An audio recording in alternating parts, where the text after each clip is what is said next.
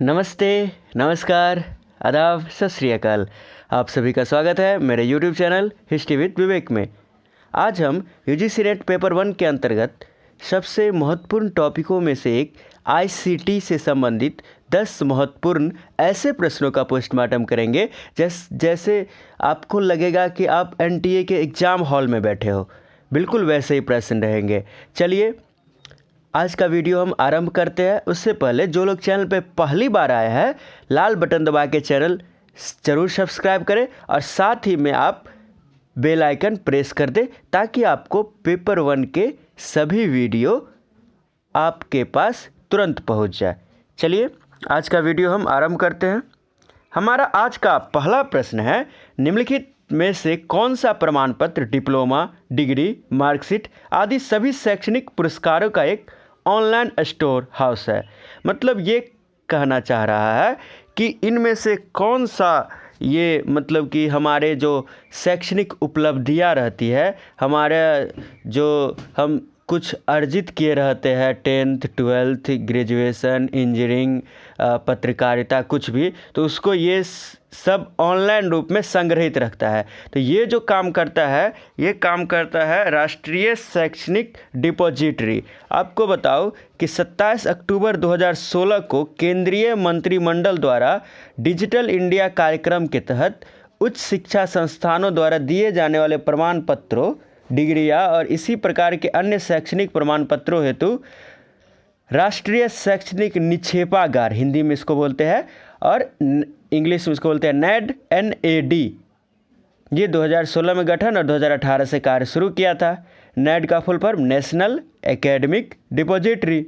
यह सभी शैक्षणिक अभिलेखों का डिजिटल बैंक है जिसमें उच्च शिक्षा तक का पूरा शैक्षणिक रिकॉर्ड रहता है। इसकी स्थापना होने से क्या होगा, फर्जी शैक्षणिक प्रमाण पत्रों की समस्या रोकने में काफ़ी हद तक सफलता प्राप्त हुई है। और साथ ही में अगर छात्र की अनुमति नहीं है तो उनके सर्टिफिकेट का, प्रमाण पत्रों का किसी दूसरे को नहीं मिल सकता है, उनकी मर्जी ज़रूरी है। तो ये हमारा आज का पहला प्रश्न था। बढ़ते हैं अगले प्रश्न की ओर। SMTP संक्षिप्त नाम है। मतलब पूछ रहा है कि SMTP के बारे में हमारा प्रश्न है। इसका फुल फॉर्म होता है simple mail transfer protocol. Network पर आधारित ईमेल को पहले अपरा नेट पर FTP की सहायता से भेजा जाता था। मतलब अपरा नेट पर FTP की सहायता से। अब बताओ कि अपरा नेट क्या था। तो आपको बताओ कि अमेरिका रक्षा विभाग ने 1969 में अमेरिका के 4 यूनिवर्सिटी के कंप्यूटरों को नेटवर्किंग करके, मतलब इमरजेंसी की स्थिति में एक दूसरे को भेजने के लिए अपरा नेट की शुरुआत की थी। और हम कभी डेटा फाइल को एक कंप्यूटर से दूसरे कंप्यूटर पर भेजने के लिए FTP का उपयोग करते हैं, फाइल ट्रांसफ़र प्रोटोकॉल।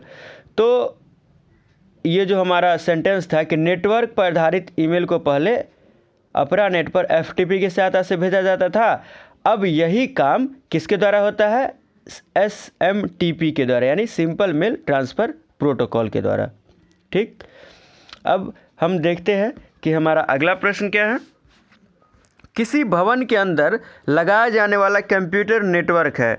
तो किसी भी भवन के अंतर्गत लगाया जाने वाला कंप्यूटर LAN यानी कि लोकल एरिया नेटवर्क है। कंप्यूटर नेटवर्क 3 प्रकार के होते हैं, LAN, MAN और WAN। Local area network, metropolitan area network और तीसरा वाइड एरिया नेटवर्क। LAN के बारे में आपको बताओ, यह 100 से 1000 कंप्यूटरों तक को जोड़ सकता है। यह ईथरनेट तकनीक या वाईफाई टेक्निक के सहारे उपयोग में आता है। छोटा क्षेत्रफल, जैसे कि मान लें एक विश्वविद्यालय के टोटल कंप्यूटर या कुछ एक किलोमीटर में जो फैक्ट्री फैली है उसमें जितना कंप्यूटर लगा हो, यानी कि इतने दूर का जो कंप्यूटर रहता है इसको LAN कहा जाता है। इसमें डाटा काफ़ी फास्ट ट्रांसफ़र होता है, डेटा जो रहता है हमारा, और नेटवर्क में बस टोपोलॉजी का उपयोग होता है। इस ईथरनेट का स्पीड मान लीजिए 10 MB पर सेकंड से 1 GB पर सेकंड हो सकता है। अब हम बढ़ते हैं अगले प्रश्न की ओर। निम्नलिखित में कौन सा प्रोप्राइटरी सॉफ्टवेयर का उदाहरण है। प्रोप्राइटरी सॉफ्टवेयर का उदाहरण पूछ रहा है और हमारे उदाहरण मतलब कि विकल्प है Linux, Microsoft Internet Explorer, Microsoft Office और MS Windows. Linux, Microsoft Internet Explorer और एमएस ऑफिस और एमएस विंडोज। तो आपको बताओ कि सॉफ्टवेयर पहले क्या होता है। सॉफ्टवेयर वे प्रोग्राम होते हैं जिनसे हार्डवेयर चलता है या यूँ कहे दौड़ता है। मतलब कंप्यूटर में क्या होता है, जो ये मतलब कि कंप्यूटर का जितना सारा पार्ट हो गया वो सब हार्डवेयर हो गया, और उसको चलने के लिए जो दिमाग की ज़रूरत होती है, जो उसमें जो ऑपरेटिंग सिस्टम रहता है, वो सब क्या हो गया, सॉफ्टवेयर हो गया। तो एक होता है ओपन सोर्स सॉफ्टवेयर, ऐसा सॉफ्टवेयर जो सोर्स कोड के साथ वितरित किया जाता है और जिसको यूजर द्वारा एडिट या संशोधित किया जा सकता है, यह फ्री उपलब्ध होता है। जैसे कि यही हो गया आपका लाइनक्स या Mozilla, Firefox, VLC media player, VNC, ये सब क्या होता है, ओपन सोर्स सॉफ्टवेयर। मतलब उसमें कोई भी उसको डाउनलोड कर सकता है, कोई भी उसको एडिट कर सकता है और यह फ्री उपलब्ध होता है। लेकिन इसी का उल्टा होता है ये जो हमारा प्रश्न है कि प्रोप्राइटरी सॉफ्टवेयर। तो proprietary software open source software यानी OSS का सेम उल्टा होता है। इसे क्लोज्ड सॉफ्टवेयर के नाम से भी जानते हैं।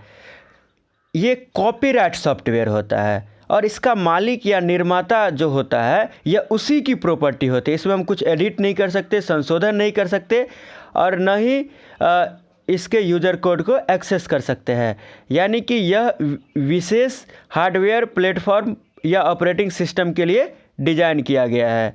मतलब कि इसमें हम ना फ्री डाउनलोड कर सकते हैं, ना ही इसका कुछ हम फ्री उपयोग कर सकते हैं, ना ही इसमें कुछ संशोधित कर सकते, एडिट कर सकते हैं। देखिए इसका एग्जांपल है MS Windows, MS office, Skype, ये सब इसके एग्जाम्पल है। मतलब कि इसका कॉपीराइट किसके पास रहता है, इसके मालिक के पास रहता है, कोई दूसरा इसमें कुछ छेड़छाड़ नहीं कर सकता है। तो इस विकल्प में हमारा जो मतलब कि ये हमारा जो चौथा नंबर प्रश्न है, इसका विकल्प आपका D जो है MS विंडोज, ये सही जवाब हो जाएगा।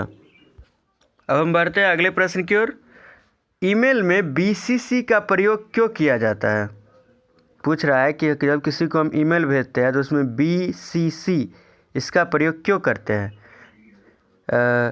जब किसी ग्रुप ईमेल का प्रयोग किया जाता है तो प्रेषिती BCC के माध्यम से उस मेल के अन्य सभी प्रेषितियों को पहचान कर सकता है। ईमेल एक से अधिक प्रेषिती होने की स्थिति में, मतलब प्रेषिती हिंदी वर्ड है, इसका में कंफ्यूज नहीं हुए, मतलब कि एक से अधिक रिसीवर होने, या इसको कह सकते हैं कि ईमेल जो हमारा प्राप्त करता है वो उसके बारे में पूछ रहा है। तो ईमेल B ऑप्शन है। ईमेल एक से अधिक प्रेषिती होने की स्थिति में प्रेषक BCC का प्रयोग करके यह संसूचित कर सकता है कि ईमेल किसके लिए है।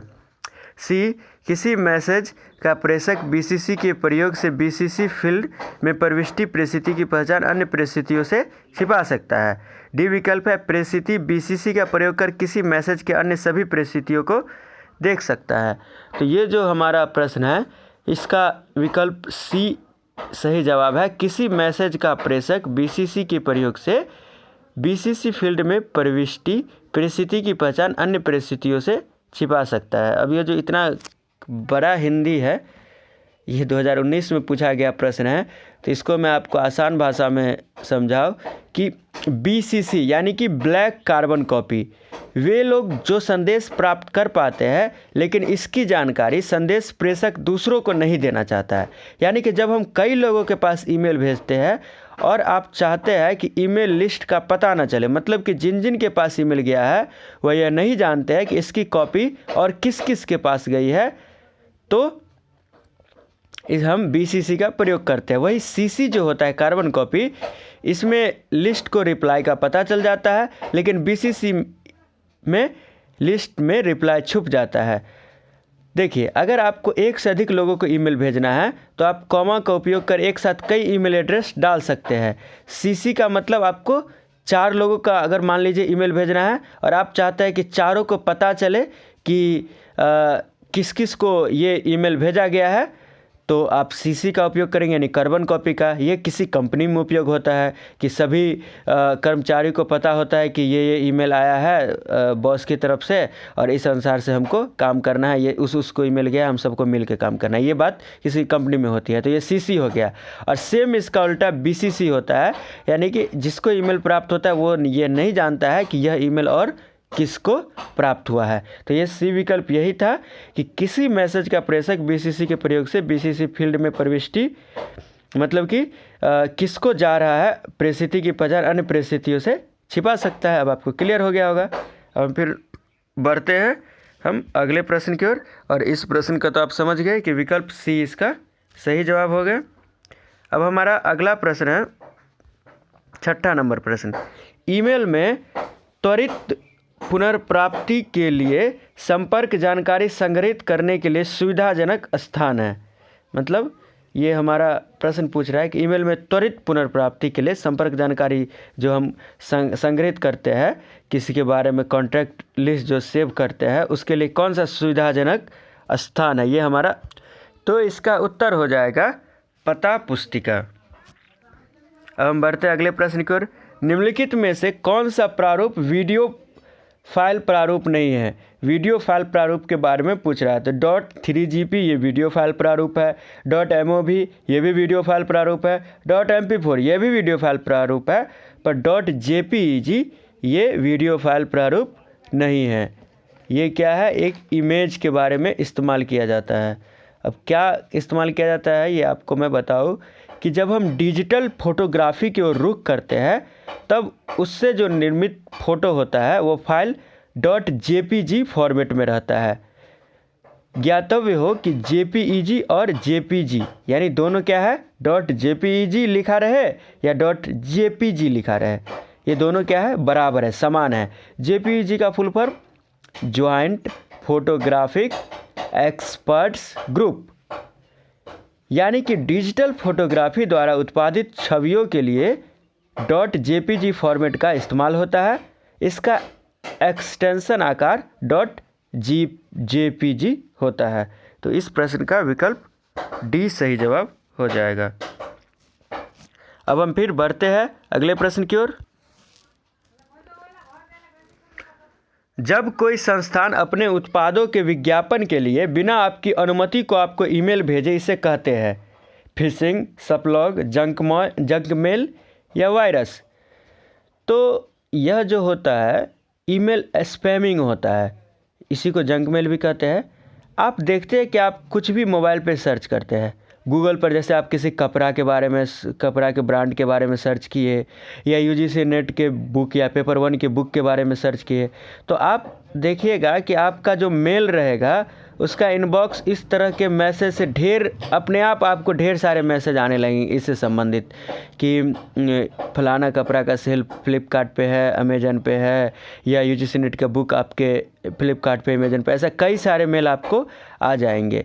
तो ये क्या होता है कि कोई भी संस्थान जो होता है वो अपने उत्पादों के विज्ञापन के लिए बिना आपकी अनुमति के ईमेल भेजता है, तो इसी को जंक मेल कहते हैं या ईमेल स्पैमिंग कहते हैं। तो इसका जो विकल्प होगा सी, यह सी विकल्प सही जवाब हो जाएगा। अब हम फिर बढ़ते हैं अगले प्रश्न की ओर।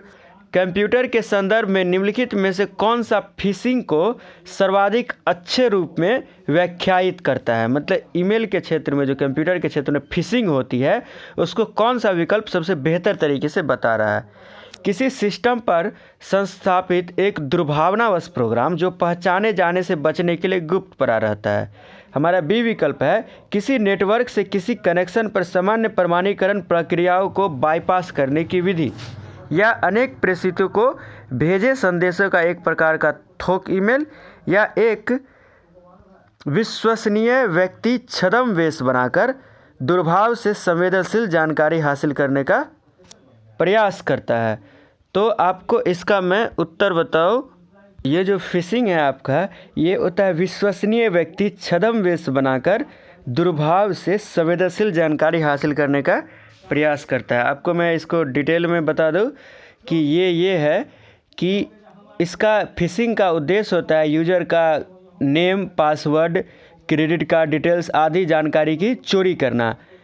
इस इस मतलब कि छद्म जो लिंक जो भेजा जाता है वो बिल्कुल वास्तविक से दिखने वाले वेबसाइट पे हमको ले जाते हैं।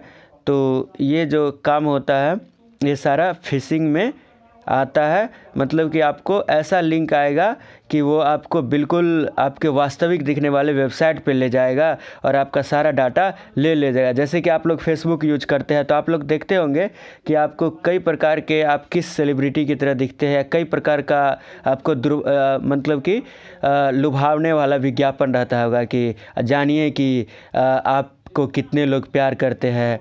तो इस टाइप का जो ऐप रहता है तो आप उसको खोलते हैं तो आप पहले से आपको अनुमति ले लेता है कि आपका ईमेल आईडी फिर आपकी और कुछ पहचान ये हम लेंगे, आपके फ्रेंड लिस्ट लेंगे ताकि हम आपके बारे में जान सके कि आपको कितने लोग प्यार करते हैं। तो ऐसी जो चीज़ें होते हैं इस पर हम लोगों को क्लिक नहीं करना चाहिए क्योंकि ये हमारी जानकारी चुराने का काम करती है।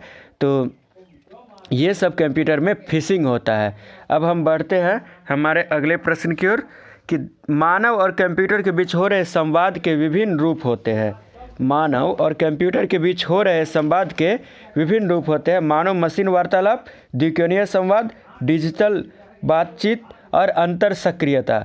मतलब इसमें से कि आपको कौन सा विकल्प सही होगा ये आपका होमवर्क है। प्रश्न संख्या 10 लिख के आप इसका उत्तर लिखेगा। जो सही जवाब देंगे उनका मैं ICT से संबंधित जो दूसरा वीडियो लाऊंगा पार्ट 2 उसमें मैं उनके नाम लूँगा। और कोई भी आपको सही हो या गलत आप इसका विकल्प ज़रूर चुनें, प्रयास ज़रूर करें क्योंकि प्रयास करने वालों को ही सफलता मिलती है। इसी तरह हमने आज ICT यानी कि कंप्यूटर संबंधित 10 महत्वपूर्ण प्रश्नों का पोस्टमार्टम किया। निश्चित ही आपको बहुत कुछ सीखने को मिला होगा। इसी तरह पेपर 1 के हम सारे टॉपिक को एकदम आसान भाषा में द एंड करेंगे। बस वीडियो को शुरू से अंत तक देखें, भगा के कभी ना देखें क्योंकि मैं जो प्रश्नों की व्याख्या करके उत्तर देता हूँ यानी कि ऑप्शन का फुल एक्सप्लेनेशन के साथ जो मैं करता हूँ वो बहुत ही इम्पोर्टेंट रहता है। जो भी नई बात लगे वो आप अपने नोट्स में ज़रूर ऐड करें। और पेपर 1 के अन्य मुश्किल टॉपिक जैसे कि अनुसंधान अभिक्षमता यानी रिसर्च एप्टीट्यूड, उसके बाद फिर कम्युनिकेशन या फिर आप नंबर सीरीज आदि के वीडियो देखने के लिए इस हमारे चैनल के प्लेलिस्ट पे जाए और वहाँ पेपर 1 के ढेरों वीडियो मौजूद है, वहाँ से देखें। वीडियो पसंद आई तो लाइक करें, शेयर करें और कमेंट करें। जो लोग चैनल पे पहली बार आए लाल बटन इतनी ज़ोर से दबाएं कि सब्सक्रिप्शन की आवाज़ यहाँ मेरे कानों तक आए और साथ में पेपर 1 के न्यू वीडियो के नोटिफिकेशन तुरंत पाने के लिए बेल आइकन ज़रूर प्रेस करें। और अपने प्रसिद्ध नारे के साथ आज का वीडियो हम समाप्त करते हैं। अब की बार JRF परिवार। धन्यवाद।